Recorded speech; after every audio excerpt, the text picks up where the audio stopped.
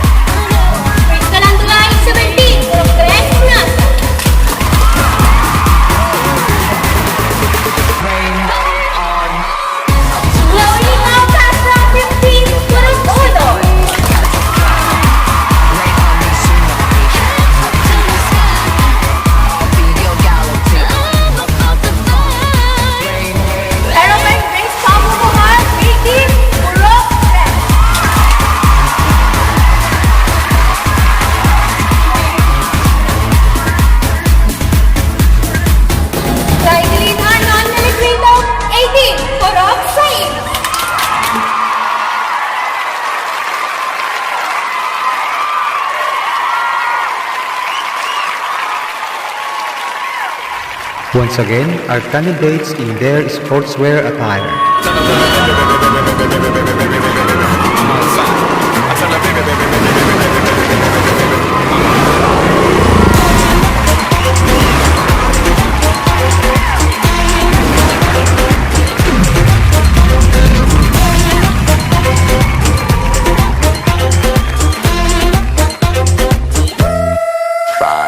I saw I came, I conquered, or should I say I saw I conquered, I came.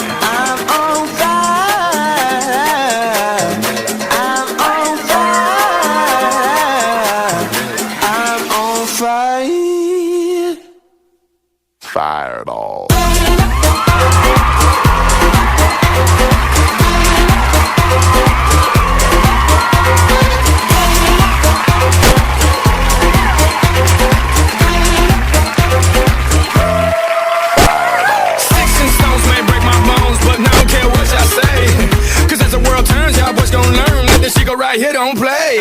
That boy's from the bottom, bottom of the map. In my USA, I gave Susie a little pat up on the booty, and she turned around and said, walk this way. I was born in a plane. Mama said that every word was for my name. I'm the best you've ever had. If you think I'm burning out, I never am. I'm on fire. I'm on fire. I'm on fire. I'm on fire.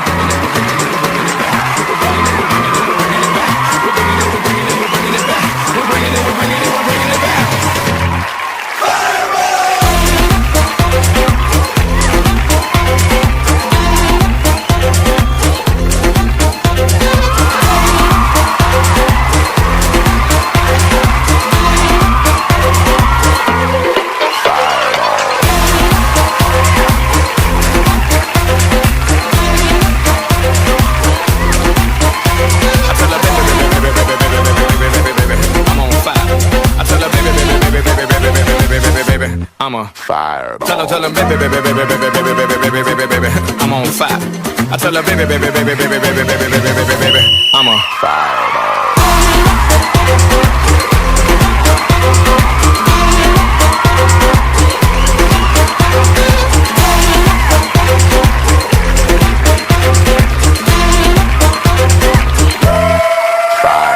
I saw, I came, I conquered, or should I say I saw, I conquered, I came.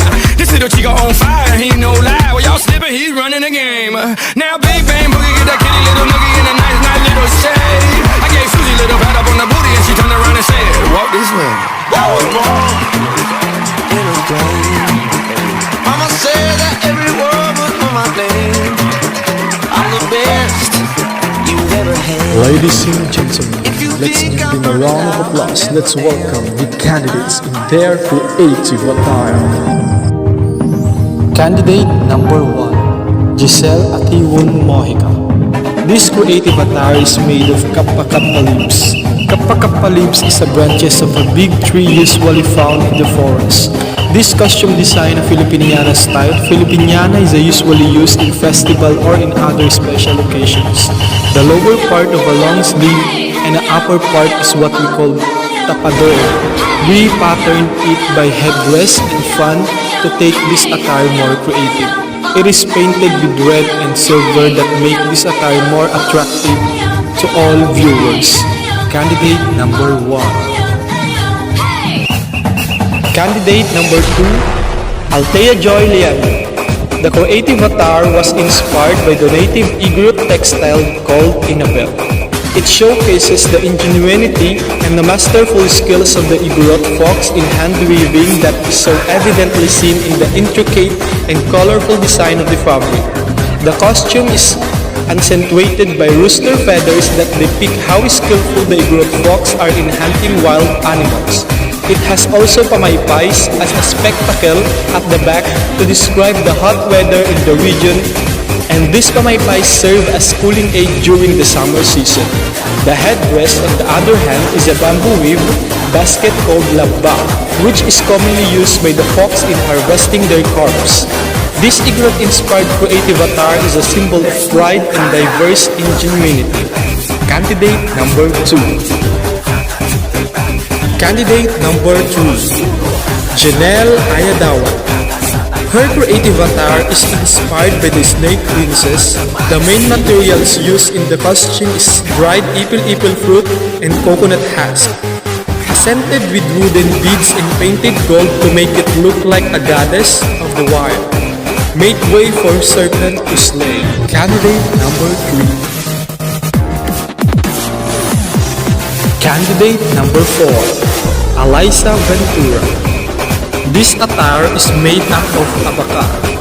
Carabao means water buffalo, which is universal beast of burden of the Philippines. Candidate number 4. Candidate number 5. Jessa Tangonan Lauret. This creative is inspired by a Mobile Legend character named Freya, also known as Goddess of War. Freya herself is an outstanding warrior and considered as one of the strongest fighter in Mobile Legend, who can attack and defend with her sword and shield. The wings is made from the plastic caps, which serves as the feather, and a rubber mat as the base. The shield and the sword is also made from a rubber mat, while the armor is made from a fern leaves called kappa-kappa. To make it more attractive and powerful, we painted it with yellow and red color and put lights inside the plastic cups. It is a perfect representation of a strong and phenomenal woman. Candidate number 5. Candidate number 6. Desiree Ortiz. This creation is inspired by the second astrological sign in the modern zodiac, Taurus. Taurus is an earth sign represented by the bull. It was considered as most sensual among the other zodiac. This sign known the value of dollar money because they are hardworking. The horn, wand, the tar is made of abaca dried leaves, rubber mat and designed with rooster feather, and rubber mat and designed with rooster feather and rubber mat.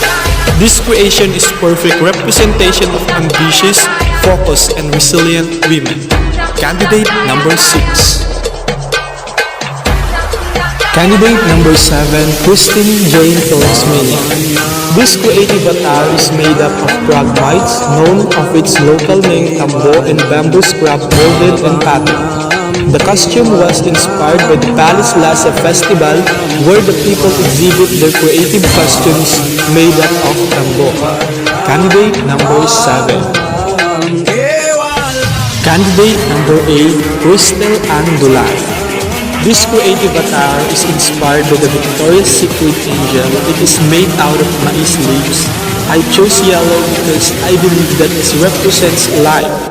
I made this for almost 6 days with love and compassion. Candidate number 8. Candidate number 9. Chloe Nicole Castro. Her creative attire is empowered and inspired by our very own Miss Universe Philippines Rabia Mateo national costume. This creative attire is a showcase our talent and creativity in terms of fashion designing that will create itself into reality to be recognized and remembered. This creative attire is made up of indigenous material like mussel shell, abaca leaves, wood beads, and grass broom grass fragments. Candidate number 9. Candidate number 10. Arivine Grace P. Mohar. The costume was named after the Filipino goddess of hard work and good deeds. The masterpiece is representation of Filipino farmers who are hard workers, yet happy even after a long and tiring day of filing the rich soil of the Philippines. Mainly made up of abaca twine and fabric. Its mood of humility and unity in diversity can be felt.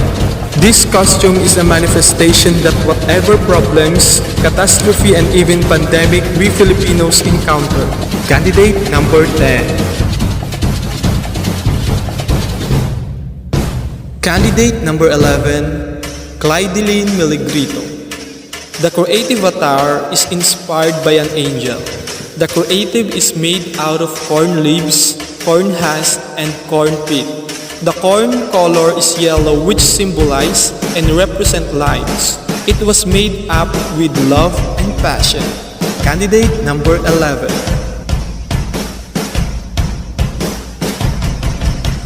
And now, ladies and gentlemen, representing the 9 beautiful candidates in their long gown competition.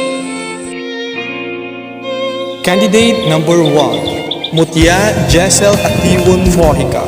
Her parents, Mr. Samuel Mojica and Mrs. Jessica Mojica.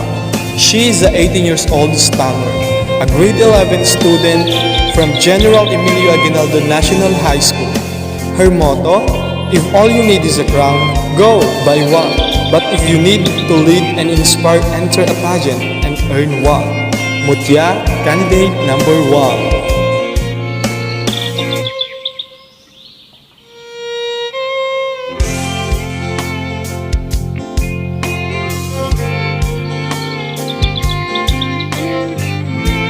Candidate number 2, Mutya Althea Joy Liano. Her parents, Mrs. Anita Liano and Mr. Rogelio Liano Jr. She is a 18 years old stunner, a first-year college student, BS Architecture at St. Louis University, Baguio City.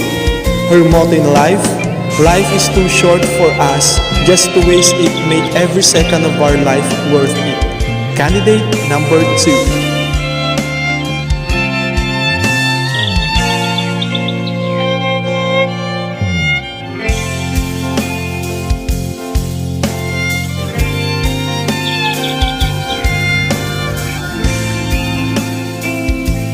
Candidate number 3, Mutya Janelle V.G. Ayadawan. Her parents, Mrs. Julian Ayadawan and Mr. Jerry Ayadawan. She is a 15 years old stunner, a grade 9 student. Her motto in life, giving up is never an option because it teaches you nothing and it is too easy. Remember that if it's easy, it's not worth having. Mutya, candidate number 3.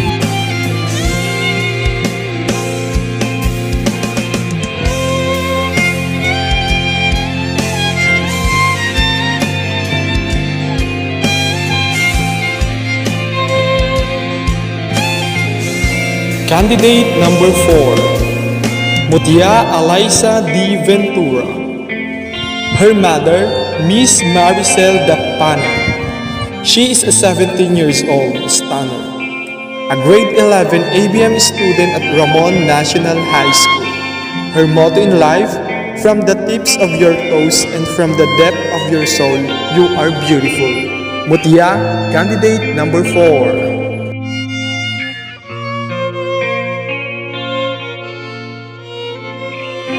Candidate number 5, Mutya Jessa Tangonan Laureta.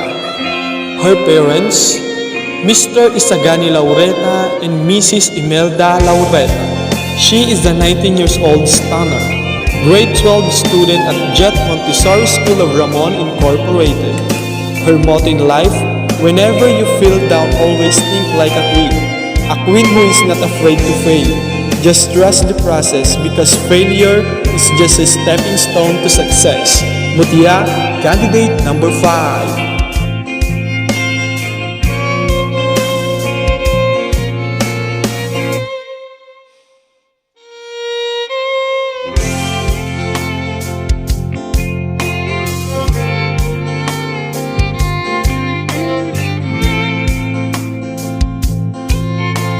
Candidate number 6, Mutya Desiree Ortiz. Her parents, Mr. Jerry Boy Ortiz and Mrs. Lori Freda Ampuan. She is a 16 years old stunner, a grade 10 student at Sanmiguel Integrated School. Her motto in life, we cannot become what we are by remaining what we are. Mutya, candidate number 6.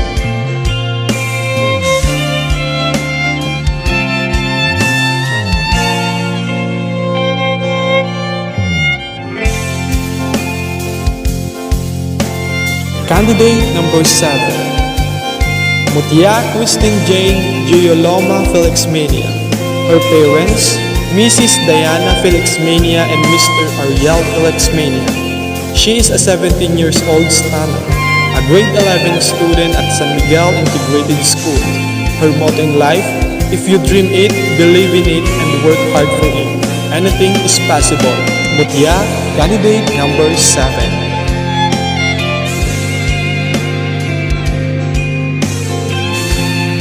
Candidate number 8, Mutya Cristel Andulan. Her parents, Mrs. Connie P. Dulan and Mr. Armand C. Dulan. She is a 17 years old stunner, a grade 11 student at Sanmiguel Integrated School. Her motto in life, if you believe, you can achieve. Mutya, candidate number 8.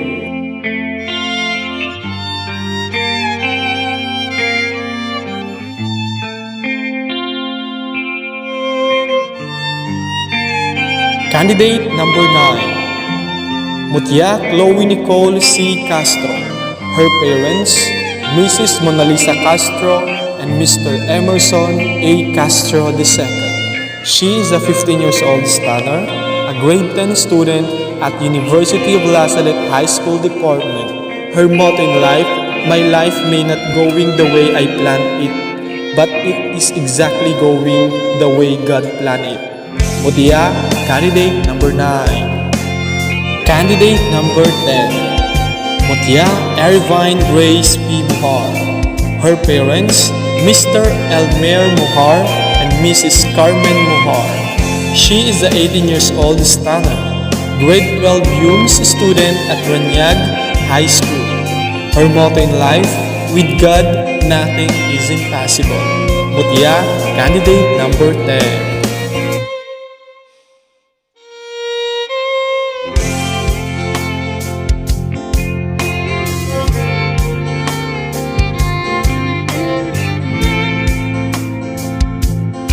Candidate number 11.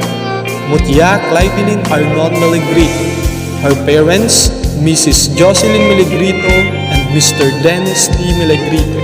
She is a 18 years old stunner, a first-year college Bachelor of Secondary Education at Isabela State University main campus. Her motto in life we may encounter many defeats but we must not be defeated. Mutya, candidate number 11.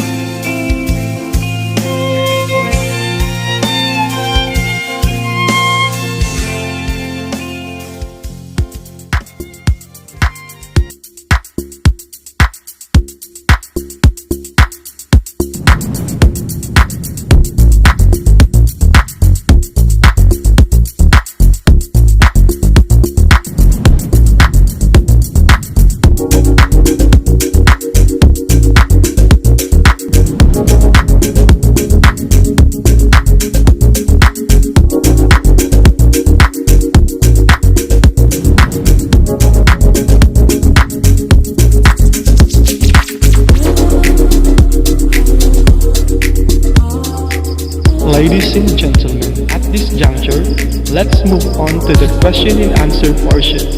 Every candidate must answer the question prepared by the committee. The 5 candidates with the best answers will move on to final round of the competition. Good luck, ladies.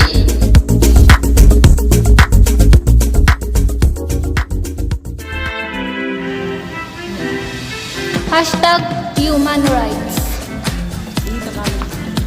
Karapatang pantao.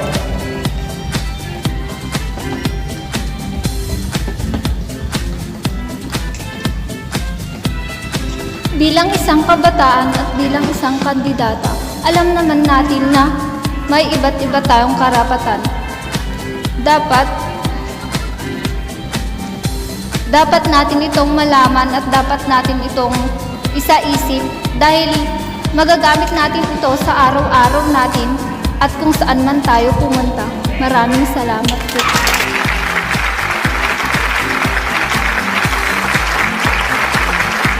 Youth.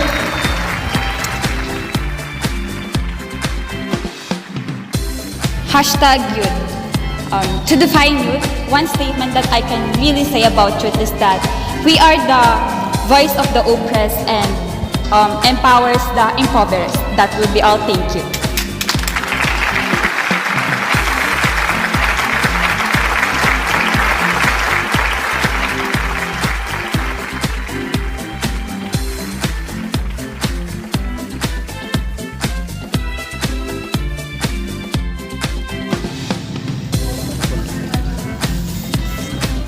Hashtag sex education.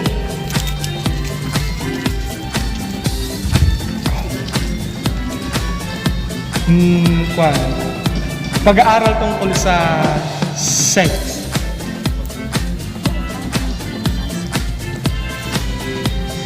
Dapat natin itong kung ano yung napapag-aralan natin about sa sex education, dapat natin itong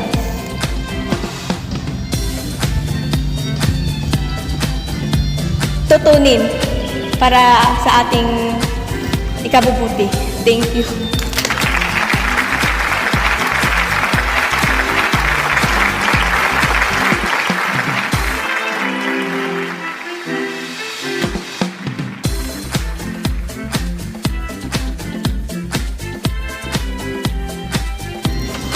#environment.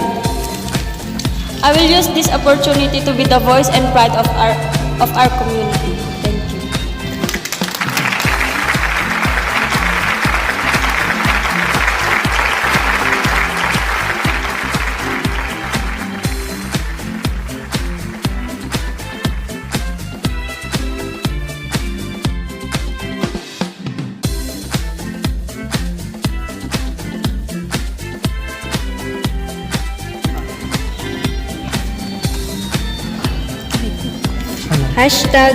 #climate change.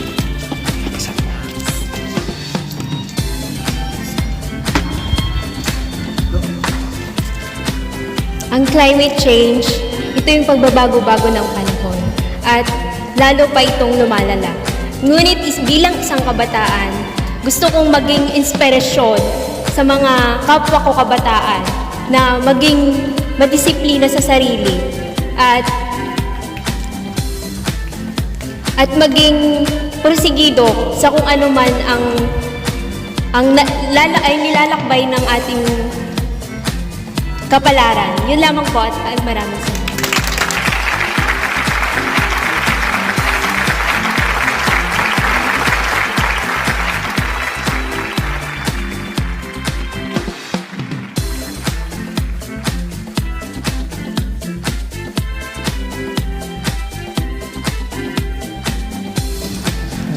#gender equality.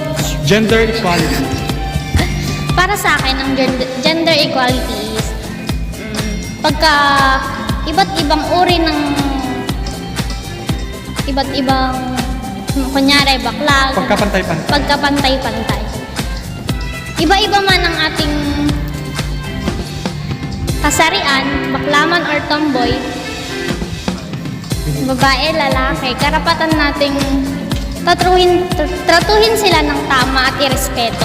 Dahil bilang tao, karapatan nating tratuhin ng tama. And dahil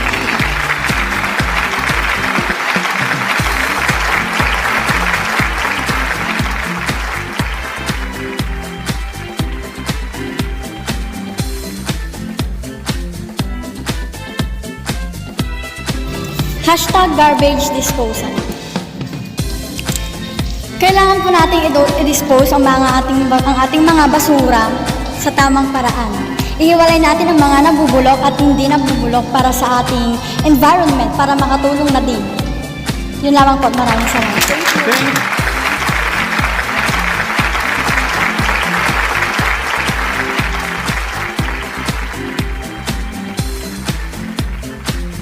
Overpollution.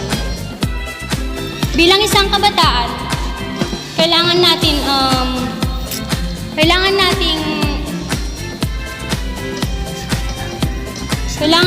i-segregate yung mga basura natin sa nabubulok, di nabubulok, tsaka yung bilang magagamit pa. Overpollution,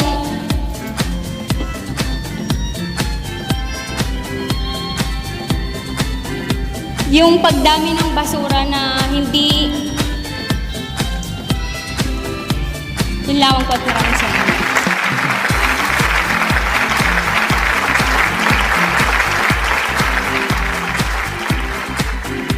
Malnourishment. Malnourishment is one of the problem of our country, and I think that its cause is our poverty. The government should conduct a program or a campaign that they should eat thrice a day, and they should protect themselves in in every sakit. I thank you.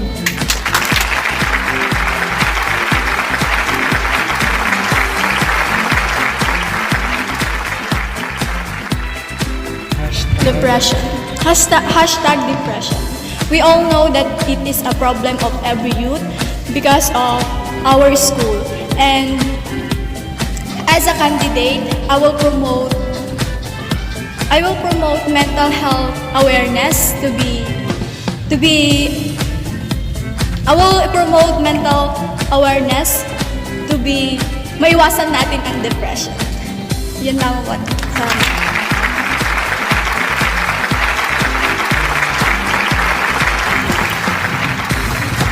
Hashtag death penalty. So, on my own opinion, death penalty is a choice where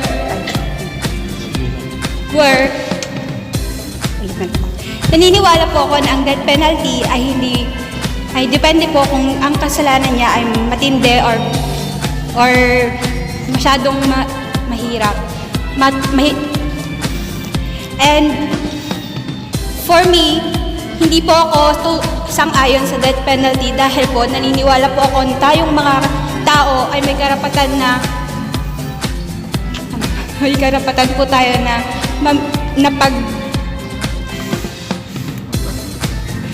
may karapatan po tayong magbago and meron po tayong karapatan na pagsisihan ang ating mga kasalanan. Yun lang po at maraming salamat.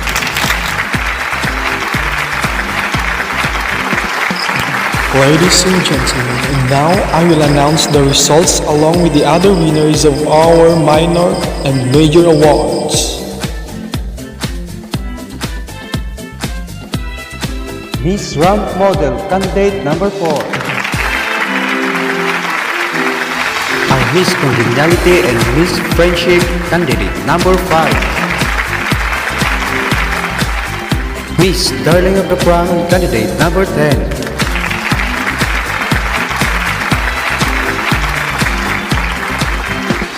Miss Love, candidate number 9.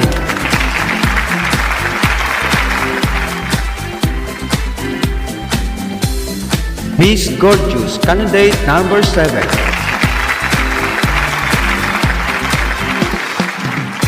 Miss Close Up Smile, candidate number 2.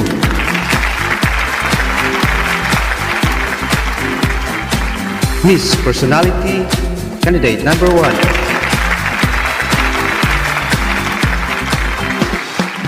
Miss Femininity, candidate number 11.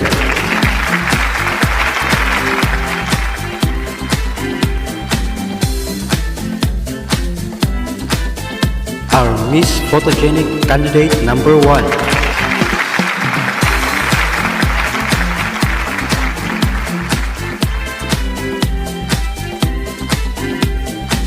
Social Media Award, candidate number 10.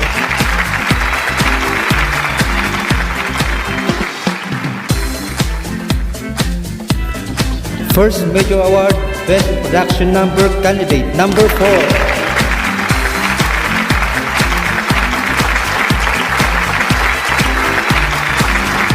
Second Major Award, Best Creative Attire, candidate number 10.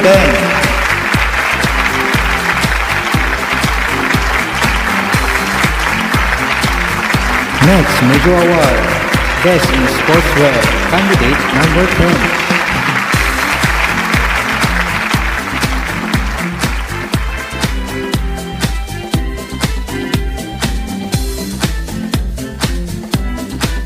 Last Major Award, Best in Long Gown, candidate number 10.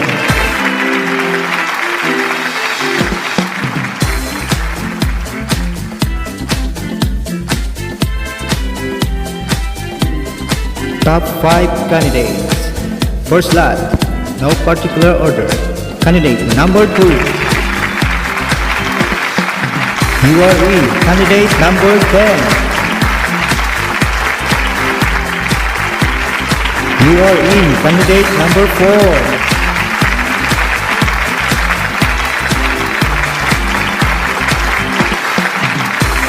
Fourth slot, candidate number 5.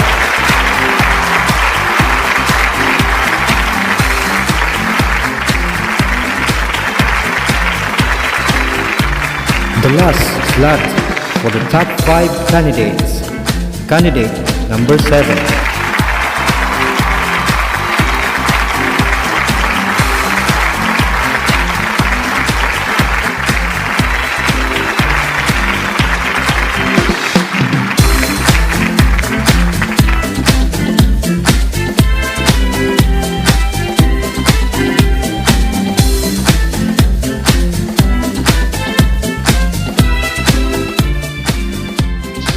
And now, let's proceed to the top 5 candidates' question and answer.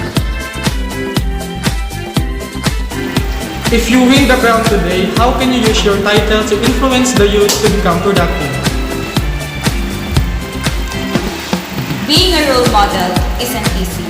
It takes a lot of responsibility. So, to win this pageant, I can let my voice be heard, to encourage every youth to be more productive by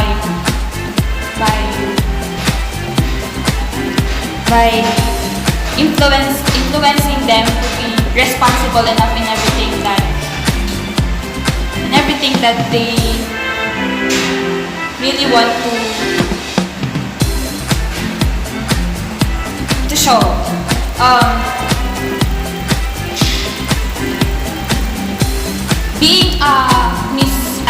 Being a Mutya ng Sanmiguel, I can utilize my voice, I can utilize my knowledge to influence others to become productive.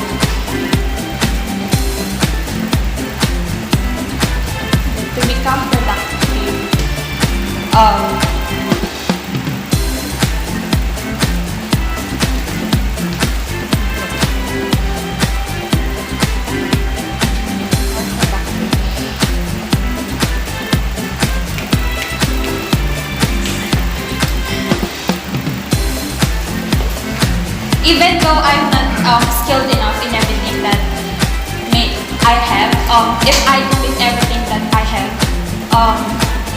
there's no one certain actions to be amazing. Thank you, candidate number 2.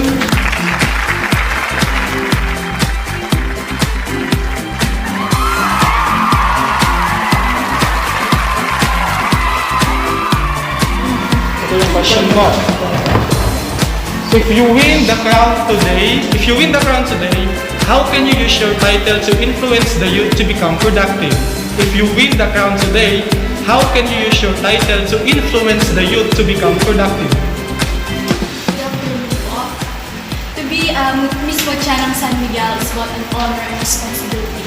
And I will use my voice to influence the youth. To promote my advocacy, which is education for Arab school. Because once we educate the less fortunate members of the society, our country will become a nice and better nation. To also fight ignorance, to develop their full potential so they can contribute meaningfully in the nation. To make them realize and to develop their God-given talents. And I believe that education is the most powerful weapon which we can use to change the world. Education is a sword we can use to fight ignorance. And today, I am ready to walk in the galaxy of sparkling hope. And I'm ready to share the others' aspiration to the people and to our community. Thank you. Thank you, candidate number 10.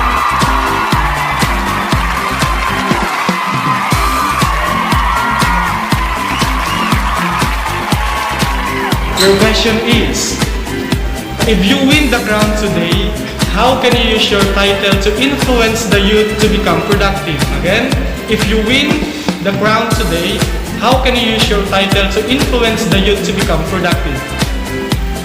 Being Miss Sanmiguel, I will privilege to spread awareness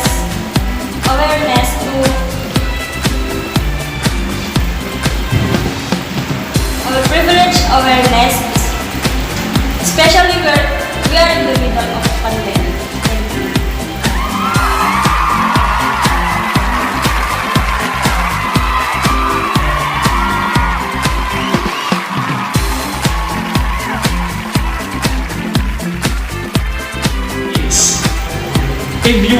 crown today, how can you use your title to influence the youth to become productive? Again, if you win the crown today, how can you use your title to influence the youth to become productive? Being a disciplined young people, I use my knowledge, my strength, my confidence, and my leadership. And I want to serve as a voice to empower and inspire younger generation to achieve a sustainable world. And I, standing in front of you, carrying hope, holding a title as Mutya ng Sanmiguel. And I thank you.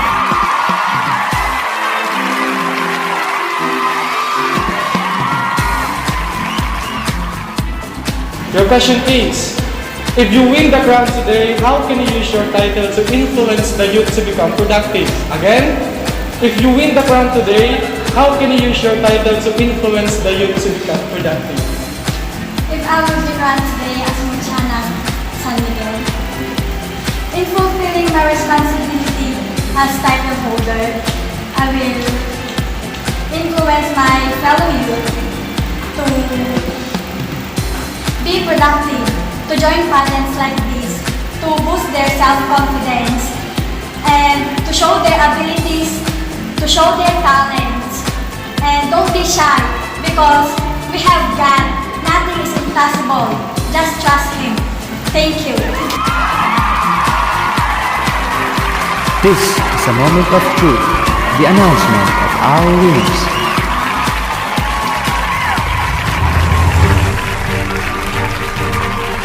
Second runner-up goes to candidate number 4.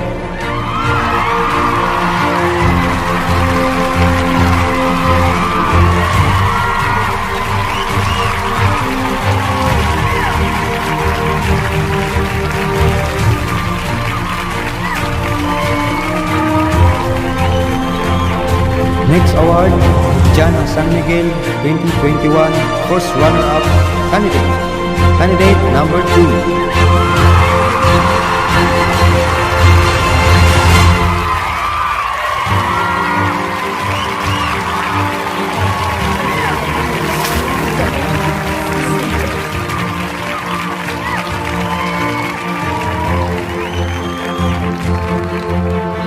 Our next award, Mutya ng Sanmiguel 2021 Culture and Art, goes to candidate number 7.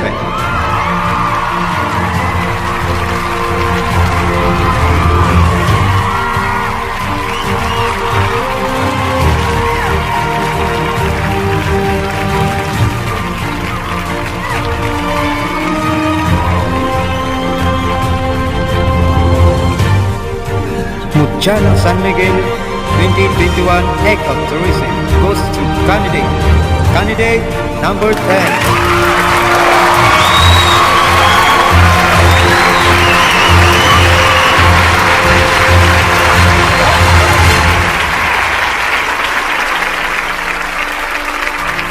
Our Mutya ng Sanmiguel 2021 candidate number 5.